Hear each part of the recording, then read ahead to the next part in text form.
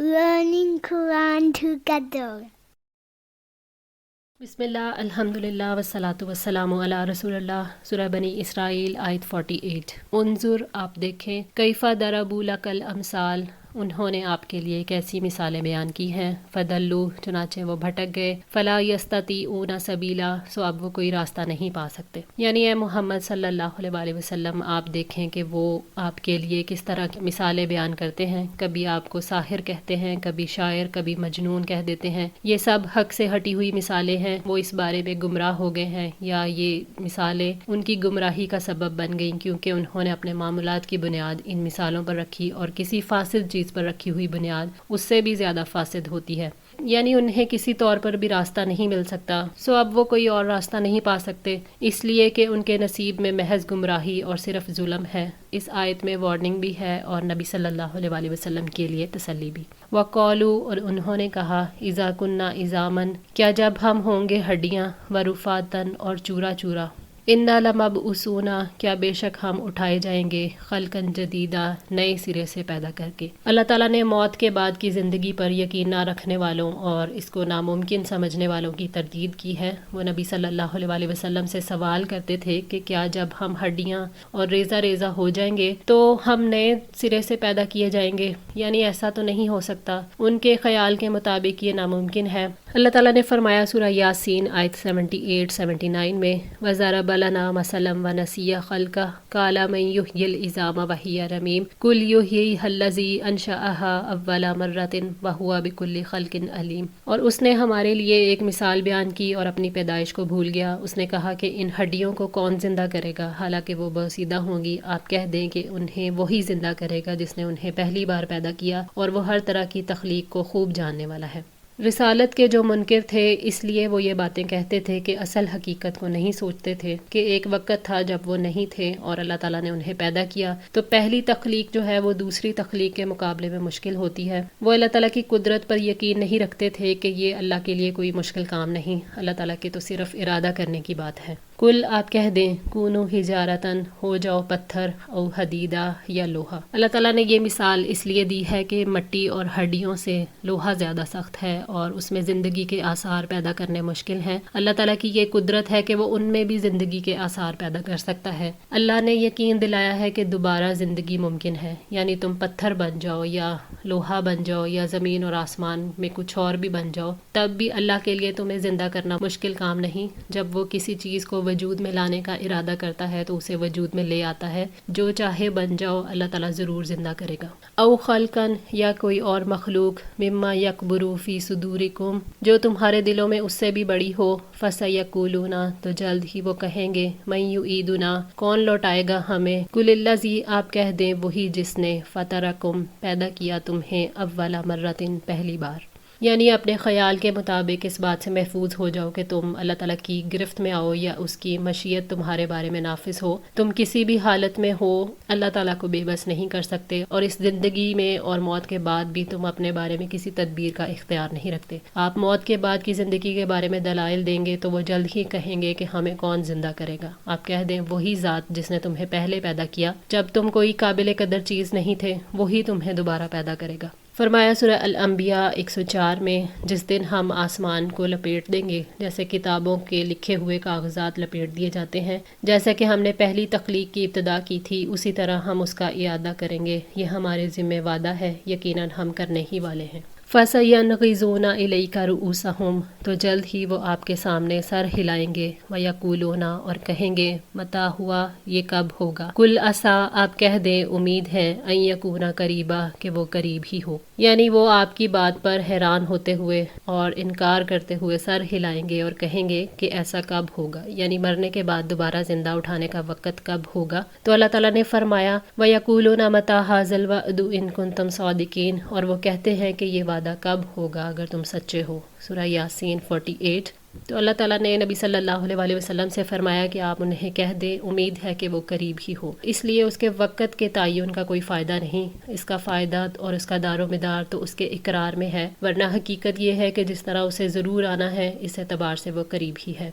वनराहु करीबा, और हम उसे करीब देखते हैं। सूरह अल-माआरिज आयत 6। یوما یدعوکم، جس دن وہ تمہیں پکارے گا، فتستجیبونا، پس تم جواب دو گے، بحمدہ، اس کی تعریف کے ساتھ، وتظنونا، اور تم سمجھو گے، ان لبثتم الا قلیلا، کہ تم بہت تھوڑی دیر ہی رہے۔ یعنی جب سور پھونکا جائے گا تو رب کی آواز سنتے ہی سب کھڑے ہو جاؤ گے، تم آواز سنتے ہی قبروں سے نکل آؤ گے، اپنے رب کی مخالفت نہ کر سکو گے اور نہ ہی اس حکم کو ٹال سکو گے۔ فرمایا وَمِنْ آیَاتِهِ أَن تَقُومَ السَّمَاءُ وَالْأَرْضُ بِأَمْرِهِ ثُمَّ إِذَا دَعَاكُمْ دَعْوَةً مِنَ الْأَرْضِ إِذَا أَنْتُمْ تَخْرُجُونَ، اور اس کی نشانیوں میں سے ہے کہ آسمان اور زمین اس کے حکم سے قائم ہے، پھر جب وہ تمہیں زمین سے ایک ہی بار پکارے گا تب تم اچانک نکل آؤ گے۔ سورہ روم 25۔ وَتَظُنُّونَ إِن لَبِثْتُمْ إِلَّا قَلِيلًا، اور تم سمجھو گے کہ تم بہت تھوڑی دیر ہی رہے، یعنی قیامت کے نہایت تیزی کے ساتھ واقع ہونے کی بنا پر، اور جو نعمتیں تمہیں حاصل رہی ہیں تم یہ سمجھو گے کہ جیسے یہ سب کچھ ہوا ہی نہیں۔ بس وہ لوگ جو قیامت کا انکار کرتے ہوئے کہتے تھے متى ہوا،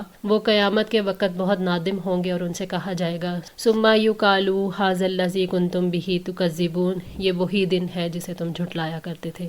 سورہ المطففین آیت 17۔ نحن اعلم بما یقولون اذ یقول امثالهم طریقۃ ان لبثتم الا یوما، ہم خوب جانتے ہیں جو کچھ وہ کہیں گے جب ان میں سے سب سے بہترین رائے رکھنے والا کہے گا کہ تم صرف ایک دن ہی ٹھہرے ہو۔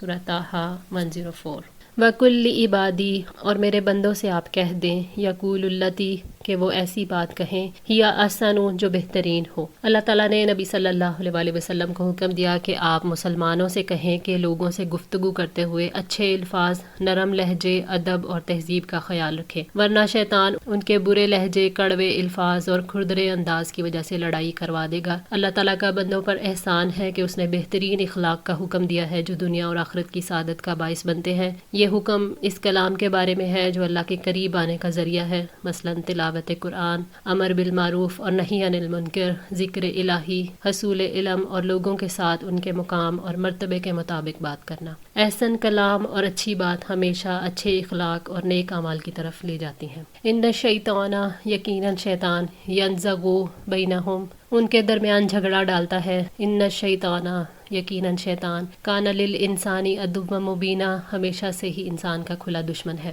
شیطان انسان کا دشمن ہے، وہ بندوں کے دنیا اور آخرت کے معاملات میں فساد ڈالنا چاہتا ہے۔ حضرت عبداللہ بن عمر رضی اللہ تعالیٰ عنہ سے روایت ہے کہ نبی صلی اللہ علیہ وسلم نے فرمایا، مسلمان کا بھائی ہے، نہ اس پر ظلم کرے اور نہ اسے کسی ظالم کے سپرد کرے، اور جو شخص اپنے کسی بھائی کی ضرورت پوری کرنے میں لگا ہوگا اللہ تعالیٰ اس کی ضرورت اور حاجت کو پورا کرے گا۔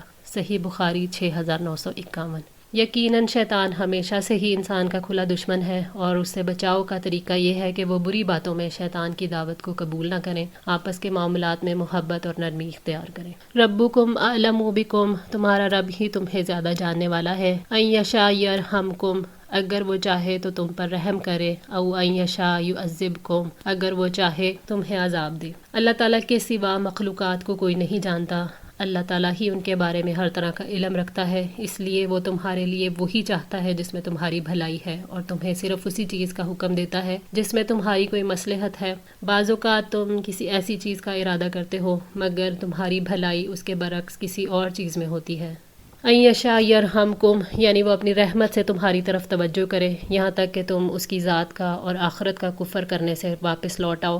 ان یشاء یعذبکم، اگر وہ چاہے تمہیں عذاب دے، یعنی تم ایمان سے پھر جاؤ، پھر اپنے شرک پر وفات پاؤ، پھر وہ قیامت کے دن تمہارے کفر پر تمہیں عذاب دے گا۔ وما ارسلناک علیہم وکیلا، اور ہم نے آپ کو ان پر کوئی ذمہ دار بنا کر نہیں بھیجا۔ اللہ تعالیٰ نے اپنے پیغمبر سے فرمایا کہ ہم نے آپ کو لوگوں پر ذمہ دار بنا کر نہیں بھیجا کہ آپ ان کے معاملات کی تدبیر کریں اور ان کو جزا دیں۔ وکیل اور کارساز تو صرف اللہ تعالیٰ ہے، اور آپ تو صرف صراط مستقیم کی طرف رہنمائی کرنے والے ہیں۔ مراد یہ ہے کہ اگر کافر اپنے کفر پر قائم رہتے ہیں تو آپ نگران نہیں ہیں کہ آپ سے باز پرس ہو۔ اس سے مراد یہ بھی ہے کہ یہ آپ کا فرض نہیں ہے کہ لازماً کافروں کو کفر کی دلدل سے نکالیں، بلکہ آپ کو جھنجھوڑ کر جگا دینے والا بنا کر بھیجا ہے۔ اب جو آپ کی اطاعت کرے گا وہ جنتی ہے ورنہ جہنمی۔ وَرَبُّكَ أَعْلَمُ، اور آپ کا رب زیادہ جاننے والا ہے، بِمَنْ فِی السَّمَاوَاتِ وَالْأَرْضِ، جو بھی آسمانوں اور زمین میں ہے۔ مراد یہ ہے کہ آسمانوں اور زمین کی ہر چیز کو اللہ تعالیٰ نے پیدا کیا، وہی ان کی تعداد، ان کی ضروریات اور ان کے حالات سے بہتر واقفیت رکھتا ہے۔ اللہ تعالیٰ کا علم اپنی مخلوقات کے بارے میں کامل ہے، وہ تمام مخلوق کو جانتا ہے، بس ان میں سے جو کوئی جس چیز کا مستحق ہے اور اس کی حکمت جس کا تقاضا کرتی ہے اسے وہی عطا کرتا ہے۔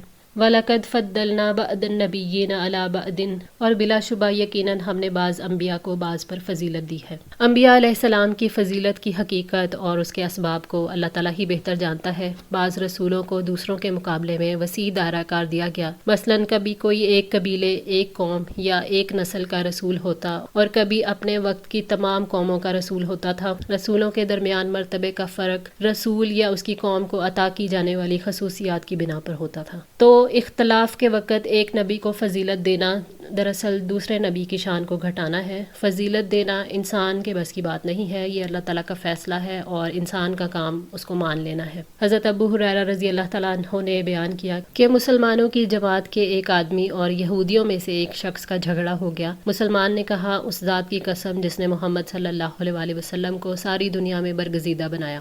قسم کھاتے ہوئے انہوں نے یہ کہا، تو اس پر یہودی نے کہا، قسم ہے اس ذات کی جس نے موسیٰ علیہ السلام کو ساری دنیا میں برگزیدہ بنایا۔ اس پر مسلمان نے یہودی پر ہاتھ اٹھایا، اس کو تھپڑ مار دیا۔ وہ یہودی نبی صلی اللہ علیہ وآلہ وسلم کی خدمت میں آیا اور اپنے اور مسلمان کے جھگڑے کی خبر دی۔ آپ نے اس موقع پر فرمایا کہ مجھے موسیٰ علیہ السلام پر ترجیح نہ دیا کرو، لوگ قیامت کے دن بے ہوش کر دیے جائیں گے اور سب سے پہلے میں ہوش میں آؤں گا، پھر دیکھوں گا کہ موسیٰ علیہ السلام عرش کا پایا پکڑے ہوئے کھڑے ہیں۔ اب مجھے نہیں معلوم کہ وہ بھی بے ہوش ہونے والوں میں تھے اور مجھ سے پہلے ہی ہوش میں آ گئے یا انہیں اللہ تعالیٰ نے بے ہوش ہونے والوں میں ہی نہیں رکھا۔ صحیح بخاری 3408۔ وَآتَيْنَا دَاوُودَ زَبُورًا، اور ہم نے داؤد کو زبور عطا کی۔ زبور اللہ تعالیٰ کی کتاب ہے، کسی کو کتاب فضیلت کی بنا پر عطا کی جاتی ہے، اس لیے یہاں زبور کا تذکرہ کیا گیا ہے۔ صحیح بخاری میں ہے کہ نبی صلی اللہ علیہ وآلہ وسلم فرماتے ہیں، حضرت داؤد علیہ السلام پر کلام اللہ اتنا آسان کر دیا گیا تھا کہ جانور پر ذہن کسی جائے اتنی سی دیر میں آپ مکمل پڑھ لیا کرتے تھے۔ ابن کثیر۔ آج کے لیے اتنا ہی۔ دعا ہے اللہ تعالیٰ ہماری اس کوشش کو قبول فرمائے، ہماری غلطیوں کوتاہیوں کو معاف فرما کر ہماری اصلاح فرمائے۔ جزاکم اللہ خیر، والسلام علیکم ورحمۃ اللہ وبرکاتہ۔